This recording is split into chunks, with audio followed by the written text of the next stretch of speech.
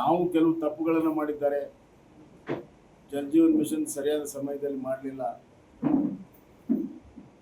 ಈ ನಮ್ಮ ಹೌಸಿಂಗ್ನಲ್ಲಿ ಕಾಲಕ್ಕೆ ಅದನ್ನು ಉಪಯೋಗ ಮಾಡಿಕೊಳ್ಳಿಲ್ಲ. ಮತ್ತು ಮ್ಯಾಚಿಂಗ್ ಗ್ರಾಂಟ್ ಎಲ್ಲ ಕಡೆ ಕೊಡಬೇಕು, ಅದನ್ನು ಕೊಟ್ಟಿಲ್ಲ. ಇಷ್ಟೆಲ್ಲ ಆಗಿ ಈಗ ಯುದ್ಧದ ಪರಿಣಾಮವಾಗಿ ಮೊನ್ನೆ ಪ್ರಧಾನಮಂತ್ರಿಗಳು ಎಕ್ಸೈಸ್ ಡ್ಯೂಟಿಯನ್ನು ಕಡಿಮೆ ಮಾಡಿ LPG ಗ್ಯಾಸನ್ನು ಹೆಚ್ಚಿಗೆ ಮಾಡಿ ಬೇರೆ ಎಲ್ಲ ದೇಶದಲ್ಲಿ ಇವತ್ತು ಸಂಪೂರ್ಣವಾಗಿ ಆರ್ಥಿಕ ದಿಗ್ಬಂಧ ಆಗಿದೆ. ಆರ್ಥಿಕ ಚಟುವಟಿಕೆ ಸಂಪೂರ್ಣ ನಿಂತು ಹೋಗಿರುವುದನ್ನು ನಾವು ನೋಡ್ತೀವಿ. ಅಂಥದ್ರಲ್ಲಿ ಭಾರತ ದೇಶದಲ್ಲಿ ಪೆಟ್ರೋಲ್ ಡೀಸೆಲ್ ಬೆಲೆ ಇವತ್ತು ಹೆಚ್ಚಾಗಿಲ್ಲ. ಕಮರ್ಷಿಯಲ್ LPG ಬಿಟ್ಟರೆ ಬೇರೆ ಕಡೆ ತೊಂದರೆ ಆಗದಂತೆ ಈ ಸರ್ಕಾರ ನೋಡಿಕೊಂಡಿದೆ. ನಿಮ್ಮೆಲ್ಲರ ಸಹಕಾರ ಬೇಕು ಅಂತ ಹೇಳಿ ಅವರು ಪ್ರಧಾನಮಂತ್ರಿಗಳು ಎಲ್ಲ ಮುಖ್ಯಮಂತ್ರಿಗಳ ಮೀಟಿಂಗ್ ಕರೆದ್ರೆ ಒತ್ತಡತನದ ಪ್ರದರ್ಶನ ಮಾಡ್ತಾರೆ. ಇದು ಈ ದೇಶದ ಈ ರಾಜ್ಯದ ಜನರ ಹಿತ ಕಾಪಾಡಿಸುವ ಒಂದು ಮೀಟಿಂಗು. ಆ ಮೀಟಿಂಗಿಗೆ ಇವರು ಹೋಗುದಿಲ್ಲ.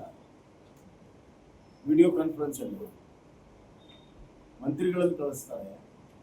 ಅದೇ ಪಕ್ಕದ ಸ್ಟಾಲಿನ್ ಹೋಗ್ತಾರೆ, ಕೇರಳ ಮುಖ್ಯಮಂತ್ರಿಗಳು ಹೋಗ್ತಾರೆ, ವಿರೋಧ ಪಕ್ಷದ ಇತರ ನಾಯಕರೆಲ್ಲರೂ ಕೂಡ ಹೋಗ್ತಾರೆ. ಇವ್ರು ಹೋಗುದಿಲ್ಲ. ನೀತಿ ಆಯೋಗ ಮೀಟಿಂಗ್ ಕರೆದ್ರೆ ಹೋಗಲ್ಲ, CM ಕಾನ್ಫರೆನ್ಸ್ ಕರೆದ್ರೆ ಹೋಗಲ್ಲ, ಇಂಥ ಎಮರ್ಜೆನ್ಸಿಯಲ್ಲಿ ಮೀಟಿಂಗ್ ಕರೆದ್ರೆ ಹೋಗಲ್ಲ.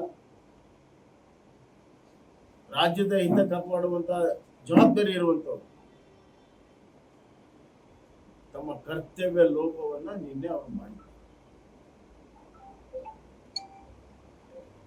ಇನ್ನ ಈ ಭಾಗದಲ್ಲಿ ಬಹಳ ಪ್ರಮುಖವಾಗಿರುವಂಥದ್ದು ಮುಳುಗಡೆ ಪ್ರದೇಶದ ಪುನರ್ವಸತಿ ಪುನರ್ ನಿರ್ಮಾಣ ಬಹಳ ದೊಡ್ಡ ಚರ್ಚೆ ಆಗ್ತದೆ.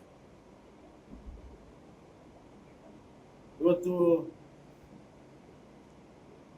ಮೊನ್ನೆ ಬಂದು ಸುಮಾರು 400 ಕೋಟಿ ರೂಪಾಯಿನ ಹಂಚಿದ್ದೇವೆ ಅಂತ ಮುಖ್ಯಮಂತ್ರಿಗಳು ತಮ್ಮ ಏನನ್ನು ತಾನು ಚಪ್ಪಿಸ್ಕೊಂಡು ಏನು ಆಜ್ಞೆ ಮಾಡಿದ್ರೆ ಇವರೇ, ನಾನೆಲ್ಲ ಹಿಂದಿನ ಎಲ್ಲ ಚರ್ಚೆ ಮಾಡಕ್ಕೆ ಹೋಗೋದು. ಇವರೇ ಆಜ್ಞೆ ಮಾಡಿದ್ರು 3 ತಿಂಗಳಿಂದ. ಡೇಟ್ ಹೇಳ ಅವರು 3 ತಿಂಗಳ ಹಿಂದೆ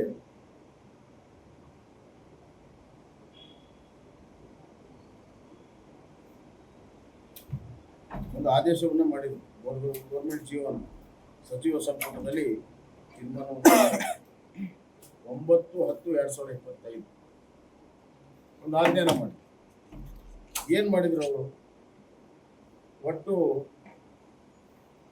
ಅದರಲ್ಲಿ ಹೇಳ್ತಾರೆ, ಕೃಷ್ಣಾ ಮೇಲ್ದಂಡೆ ಯೋಜನೆಯ ಹಂತ 3 ಯೋಜನೆ ಅಡಿ ಭೂ ಸ್ವಾಧೀನ ಮತ್ತು ಪುನರ್ವಸತಿ ಪುನರ್ ನಿರ್ಮಾಣ ಕಾರ್ಯಕ್ರಮಕ್ಕೆ ಅಗತ್ಯ ಇರುವ ಹೆಚ್ಚುವರಿ ಸುಮಾರು 75,000 ಕೋಟಿ ಮೊತ್ತವನ್ನು ಮುಂದಿನ 4 ವರ್ಷಗಳಲ್ಲಿ ಬಳಸಲು ಸುಮಾರು 18,000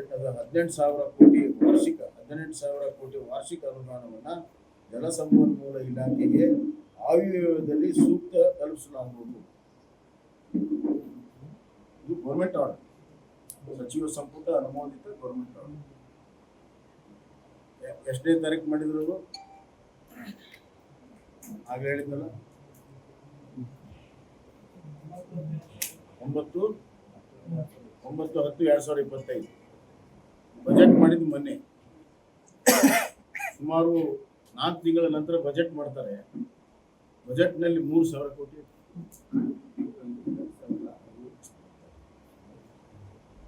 ABGನಲ್ಲಿ 3,000 ಕೋಟಿ, 3,000 ಹತ್ರ ಇಟ್ಕೊಂಡು ಸ್ವಲ್ಪ ಉದಾಹರಣೆ.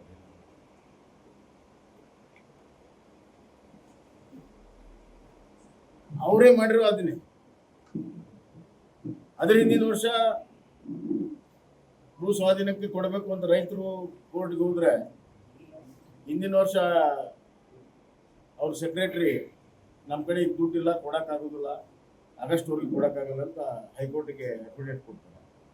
ಮತ್ತು 524 ನಮ್ಗೆ ಅವಶ್ಯಕತೆನೇ ಇಲ್ಲ, 521ಕ್ಕೆ ಅಷ್ಟೇ ನಾವು ಮಾಡ್ತೀವಿ ಅಂತೇಳಿ ಓರಲಿ ಸ್ಟೇಟ್ಮೆಂಟ್ ಕೊಡ್ತಾರೆ. ಯಾರು? Secretary irrigation. ಇದು ಅವರ ಒಳಗಡೆ ಇರುವಂಥ ನೀತಿ. ಜನರಿಗೆ ಕಣ್ಣಿಗೆ ಮಣ್ಣು ಹಾಕೋ ಸಲುವಾಗಿ 18,000 ಕೋಟಿ ಪ್ರತಿ ವರ್ಷ 75,000 ಕೋಟಿ 4 ವರ್ಷದಲ್ಲಿ ಮುಗಿಸ್ತೀವಿ ಅಂತ ಹೇಳ್ಬೋದು. ನೀವೇ ಹೇಳಿದ್ದು, ನಿಮ್ದೇ ಅಂದಾಜು 3,000 ಕೋಟಿ ಕೊಡ್ತೀರಿ ಅಂತಂದ್ರೆ ಈ ಭಾಗದ ಜನರನ್ನ ಏನಂತ ಮನೆ ಮಠ ಕಳ್ಕೊಂಡು ಬದುಕನ್ನ ಕಳ್ಕೊಂಡಿರುವಂತ ಜನ ಸಂಕಷ್ಟದಲ್ಲಿದ್ದಾರೆ. ಗ್ರಾಮೀಣ ಪ್ರದೇಶದಲ್ಲಿ ಜಮೀನು ಕಳ್ಕೊಂಡಿದ್ದಾರೆ. ಊರ ಮುಳುಗ್ತಾ ಇದ್ದಾವೆ. ಮುಂದಿನ ದಿನಗಳಲ್ಲಿ ಈಗಾಗಲೇ ಮೊದಲನೇ ಹಂತದಲ್ಲಿ ಮುಳುಗಿದ್ದಾವೆ, ಈ ಎರಡನೇ ಹಂತದಲ್ಲಿ ಕೂಡ ಮುಳುಗ್ತವೆ. ಮತ್ತೆ ನಗರ ಪ್ರದೇಶದಲ್ಲಿ ಸುಮಾರು 8 ವಾರ್ಡ್ಗಳು ಮುಳುಗ್ತವೆ. ಇಷ್ಟು ಗಂಭೀರ ಸಮಸ್ಯೆ ಇದೆ. 3 ವರ್ಷ ಅಂತೂ ತಾವೇನು ಮಾಡಲಿಲ್ಲ. ಈಗ ಮೂಗಿಗೆ ತುಪ್ಪ ಹಚ್ಚಲು ಆಜ್ಞೆ ಮಾಡಿ 3,000 ಕೋಟಿ ಇಟ್ಟಾರೆ. ಮೊನ್ನೆ ಬಂದು ಭಾಷಣ ಮಾಡ್ತಾರೆ, ಈಗ 3,000 ಕೋಟಿ ನಿಮ್ಮಲ್ಲಿ ಖರ್ಚು ಮಾಡ್ರಿ, ಆಮೇಲೆ ಮತ್ತೆ ಕೊಡ್ತೇನೆ ನಾನು ಮುಂದೆ ಅಂತ. ಮತ್ತೊಂದು ಸುಳ್ಳು. ಅಂದ್ರೆ ಅದರ ಅರ್ಥ ಏನು ಅಂತಂದ್ರೆ ಅಧಿಕಾರಿಗಳಿಗೆ ನೀವು 3,000 ಕೋಟಿನೇ ಖರ್ಚು ಮಾಡಬೇಡ ಅಂತ ಅದರ ಅರ್ಥ. ಅದು ನಿಮ್ ಕೈ ಖರ್ಚು ಮಾಡೋಕ್ಕಾಗಲ್ಲ, ನೀವು ಮಾಡಕ್ ಹೋಗ್ಬೇಡಿ.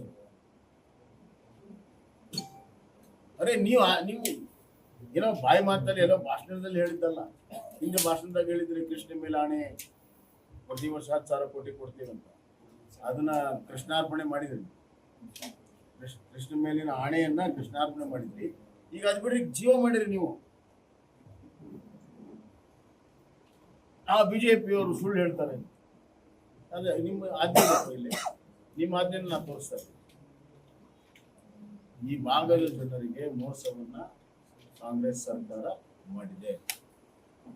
ಇದು ಕ್ಷಮೆಗೆ ಅರ್ಹರಿಲ್ಲದಿರುವಂತ ಒಂದು ಅಪರಾಧ.